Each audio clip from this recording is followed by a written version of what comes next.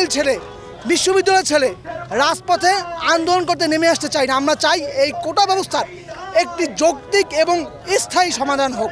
সংবিধান অনুসারেও এই 30% কোটা ব্যবস্থা অবৈধ, কারণ সংবিধানে মুক্তিযোদ্ধাদের জন্য কোটা রাখা হবে, কোথাও লেখা নাই।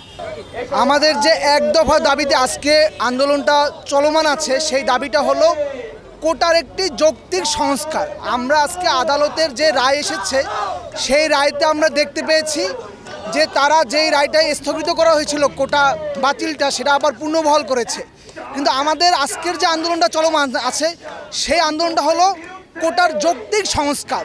যদি কোটার একটি কমিশন গঠনের মাধ্যমে সংসদে বিল পাসের মাধ্যমে এটা বাস্তবায়ন করা না হয়, তাহলে সংবিধানে 29 অনুচ্ছেদে যে অনগ্রসর জাতিগোষ্ঠীর জন্য কোটা রাখার যে উল্লেখ করা হয়েছে, সেই সংবিধানে সেই ধারা বলে আবার অন্য কেউ আদালতে মামলা করতে পারবে, আবার আদালত এই রায়কে বাতিল করতে পারবে, আবার আমাদেরকে পরের টেবিল ছেড়ে রাজপথে আন্দোলন করে নেমে আসতে হবে। আমরা আর পরের টেবিল ছেড়ে বিশ্ববিদ্যালয় ছেড়ে রাজপথে আন্দোলন করতে নেমে আসতে চাই না। আমরা চাই এই কোটা ব্যবস্থার একটি যৌক্তিক এবং স্থায়ী সমাধান হোক।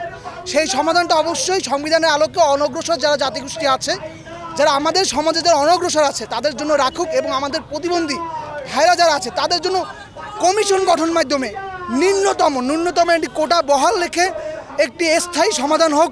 তাহলেই আমরা কেবলমাত্র এই রাজপথ ছেড়ে পড়ার টেবিলে ফিরে যাব। অন্যথায় আমাদের যে এক দফা আন্দোলন চলমান আছে, সেই আন্দোলন চলমান থাকবে এবং স্ফুলিঙ্গের মতো সারা বাংলাদেশে যেভাবে ছড়িয়ে যাচ্ছে, সেভাবে সারা বাংলাদেশে প্রত্যেকটা পাড়া মহল্লায় প্রত্যেকটা শিক্ষা প্রতিষ্ঠানে ছড়িয়ে যাবে ইনশাআল্লাহ। নগদের কাছে সব গ্রাহকই প্রিয়, তাই তো সারা দেশে ক্যাশ আউট চার্জ সবচেয়ে কম। মুক্তিযুদ্ধের যে 30% কোটা ব্যবস্থা আছে, আমরা মুক্তিযুদ্ধের প্রতি অবশ্যই রেসপেক্টেড। সেই সময় কোটাটা করা হয়েছিল কারণ মুক্তিযোদ্ধারা যুদ্ধ করার ফলে তারা পড়াশোনা অনেক পিছিয়ে গিয়েছিল, এর ফলে তারা ওই সময় কোটা ব্যবস্থা পেয়েছিল এবং জাতি সেটা মেনে নিয়েছিল, এবং এর ফলে তার সন্তানরাও কোটা ব্যবস্থা পেতে পারে।